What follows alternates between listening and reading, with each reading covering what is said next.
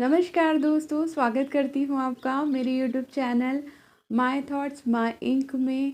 सबसे बड़ी सीख अगर हम किसी को माने तो वो सीख भी यही है कि जीवन में हमेशा धैर्य धारण करना चाहिए। इसी सिलसिले में मैं एक कहानी लेकर आई हूँ। एक राजा था, उसने अपने राज्य में एक प्रतियोगिता घोषित की कि जो भी इस प्रतियोगिता का विजेता बनेगा उसे राजपुरुष के रूप में मैं सम्मानित करूँगा। अब उसने उस प्रतियोगिता के लिए एक उद्यान का निर्माण करवाया, जिस उद्यान में एक से एक कीमती और आसानी से मिलने वाली सस्ती से सस्ती, कहने का मतलब रोजी रोटी से लेकर हीरे मोती जवाहरात मूंगे तक उस उद्यान में रखे गए।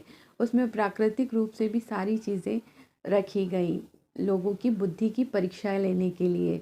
उस राजा ने ये घोषणा की कि इस उद्यान में हर किसी को वक्त दिया जाए पूरी तरह उद्यान को देखने का, और पूरी तरह पूरे उद्यान को देखने के बाद जो भी व्यक्ति मुझे जीवन की सबसे अनमोल चीज़ ला कर देगा उसे मैं राजपुरुष के रूप में सम्मानित करूँगा। अब प्रतियोगिता शुरू हुई। उसमें सब तरह की वस्तुएं थी और सब तरह के लोग और सब तरह की सोच। एक गरीब व्यक्ति के लिए जहाँ रोजी रोटी ही, दो वक्त की रोटी ही अनमोल नज़र आई उसको, तो उसने रोटी ही ले ली। किसी को ज़रूरत के घर की जो चीज़ें सामान नज़र आया उसे वही सबसे अनमोल लगा।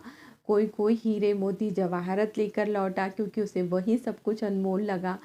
इस तरीके से हर व्यक्ति अपनी मानसिक स्थिति और अपने हालातों के हिसाब से अपने अपने लिए सबसे अनमोल चीज़ राजा के पास लेकर आया, और एक व्यक्ति खाली हाथ आ गया। अब राजा ने कहा कि क्या हुआ, तुम्हारे पास तो कोई चीज़ नहीं है, क्या तुम प्रतियोगिता में हिस्सा नहीं ले रहे हो या तुम्हें इनमें से कोई चीज़ अनमोल नहीं लगती? उसने कहा, महाराज मैं संतोष का धन लेकर आया हूँ। राजा ने कहा, मतलब मैं कुछ समझा नहीं, किस तरीके का धन है ये? तो उस व्यक्ति ने कहा कि अगर हम देखें तो इनमें से कुछ भी अनमोल नहीं है।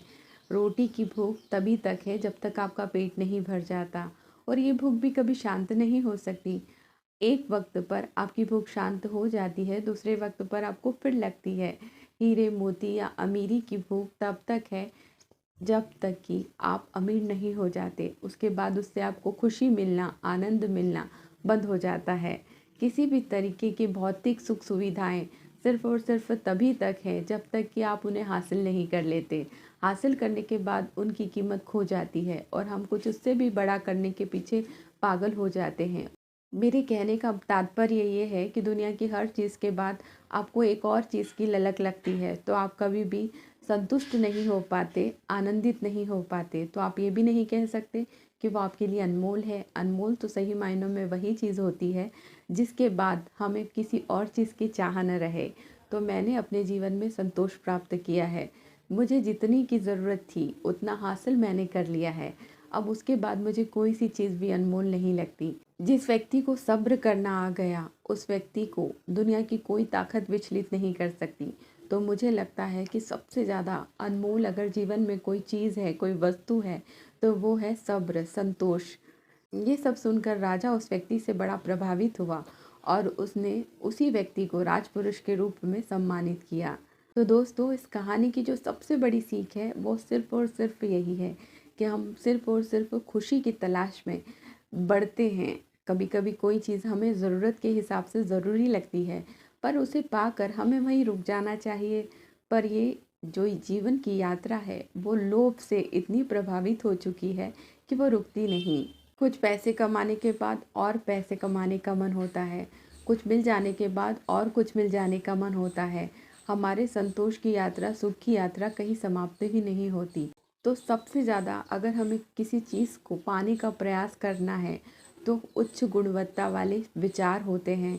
हमारा धैर्य, हमारी इंद्रियों पर हमारा खुद का नियंत्रण, हमें पता होना चाहिए कि कहाँ पर हमें चलना है, कहाँ पर हमें रुक जाना है, हमें अपनी यात्रा को किस और ले जाना है।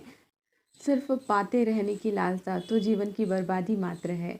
संतोष का धन ही सही मायनों में जीवन की अनमोल पूंजी है। तो उम्मीद करती हूँ आपको मेरा ये वीडियो ज़रूर पसंद आया होगा। पसंद आया हो तो मेरे चैनल को सब्सक्राइब करना बिल्कुल न भूलिएगा। मिलती हूँ अगले वीडियो में, तब तक आप अपना ख्याल रखिए। नमस्कार, प्रणाम।